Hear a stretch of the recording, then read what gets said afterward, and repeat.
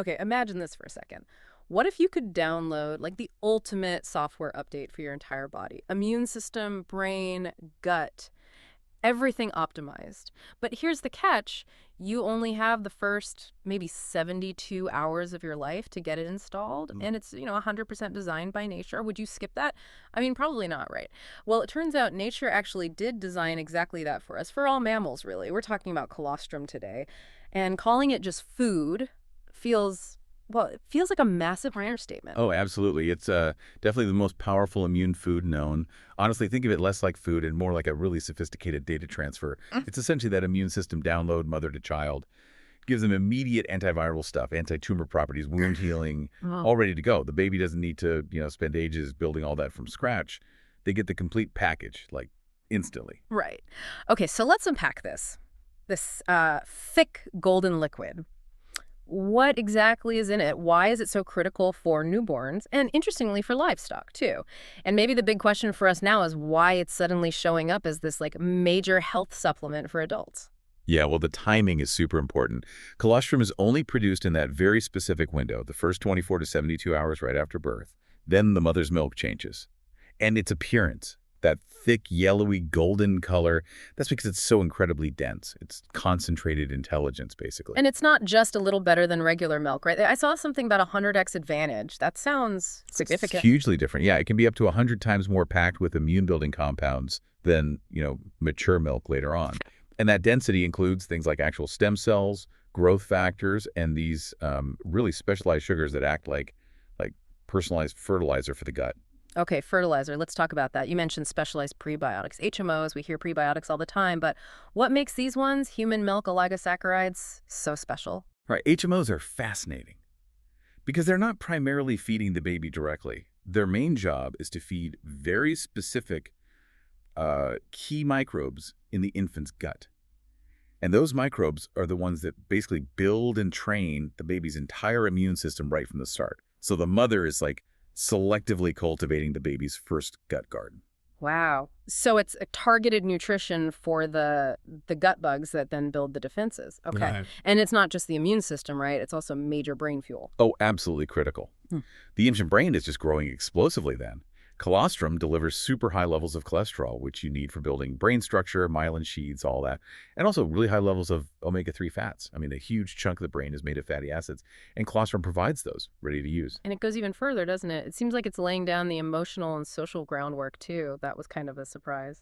Yeah, that's where specific probiotics come in. Colostrum is loaded with beneficial bacteria, especially one called Lactobacillus reuteri, or L. reuteri. And this microbe is really key because having it in the gut actually boosts oxytocin, the social bonding hormone. Plus, it helps manage the stress response. So it's connecting the gut, immune system, and brain wiring right from day one. But that microbe, L. reuteri, it's quite fragile, isn't it? That seems like a potential weak link. It is, yeah. Yeah. It's really sensitive to antibiotics. So if someone wasn't breastfed or maybe had antibiotics really early on, Right. that foundational L. reuteri colony, the one needed for healthy oxytocin levels and stress handling, it might have been seriously compromised or even wiped out. And that can have ripple effects years later. So when you put it all together, stem cells, growth factors, brain fats, oxytocin, cortisol, you're not just feeding a baby, you're like actively constructing a human being. You really are. It's a full system build, directing immune cells, building the body, shaping the brain, and even the eyes. Okay, this next part is, well, it's pretty mind-blowing. The real-time intelligence. It's not just static nutrients, it's dynamic. How does the mother's body know what the baby needs, like, right now? It's honestly nature's perfect personalized medicine. The really cool part is this interaction between the baby's saliva and the breast itself. There are actual sensors in the breast tissue that pick up signals from the baby's saliva. Wait, hang on. The breast is analyzing the baby's drool. What's it looking for? Germs? Pretty much. It gets info on the baby's current microbial environment, like if the baby's picked up a bug, maybe starting a little infection, or even if nutrient levels are off, the breast detects it. And then what? It, like, sends an order to the factory. Exactly. On demand, the mother's body immediately starts producing specific immune factors, custom antibodies tailored to fight whatever that baby just encountered. It's an adaptive, constantly adjusting defense system. That's the real X factor here. Which brings us to the inevitable comparison.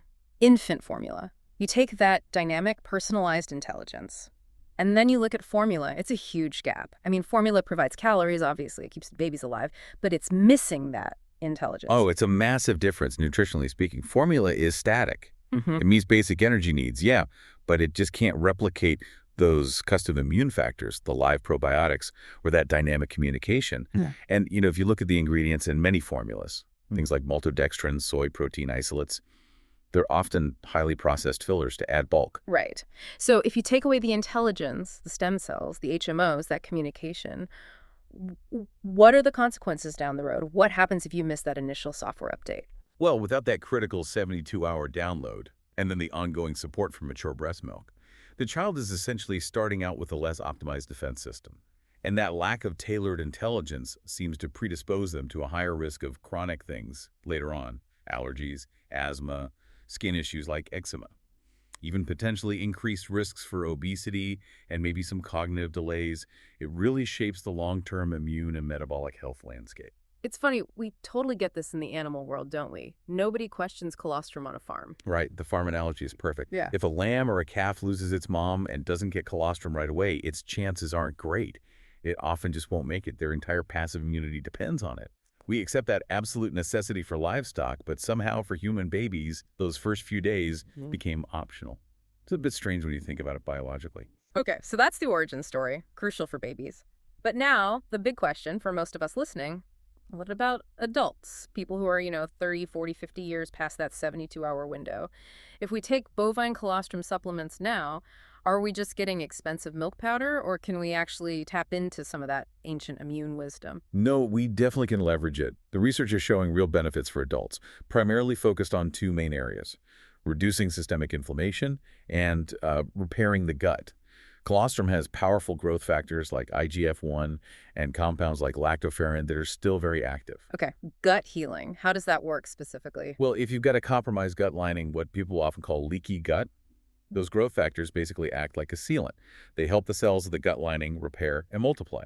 And lactoferrin is interesting because it binds iron, which makes it harder for bad bacteria pathogens to grow.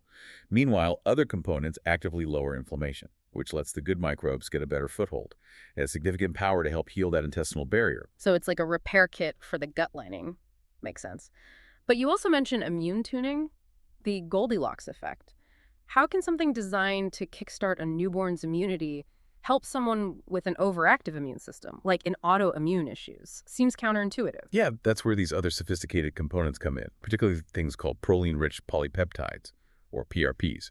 These PRPs act as immunomodulators. They don't just floor the immune accelerator, they kind of read the room. If the immune system is sluggish, they can help stimulate it. But, and this is key, if the immune system is going haywire, like with allergies, asthma, or autoimmunity, these PRPs actually help dial down that over-the-top response. They nudge it back towards balance, that just right Goldilocks zone. Ah, okay. So it's less of a blunt booster and more of a smart regulator. That makes more sense. No. And connecting that regulatory idea to aging, there's support for the thymus gland. I barely remember that from biology class. Right, the thymus. It sits right over the heart. It's like the master immune gland where T cells mature. And the thing is, as we get older, it naturally shrinks, involutes. That shrinking is directly linked to our immune function declining with age. The growth factors and regulatory bits in colostrum seem to help support the thymus, kind of slowing down that age-related decline a bit. And this seems to tie into why it might help with a whole range of conditions that involve inflammation, right? Things often linked back to gut health or just chronic low-grade inflammation. Exactly. When you start fixing the gut barrier and helping regulate systemic inflammation, you're hitting at the root cause of many chronic problems.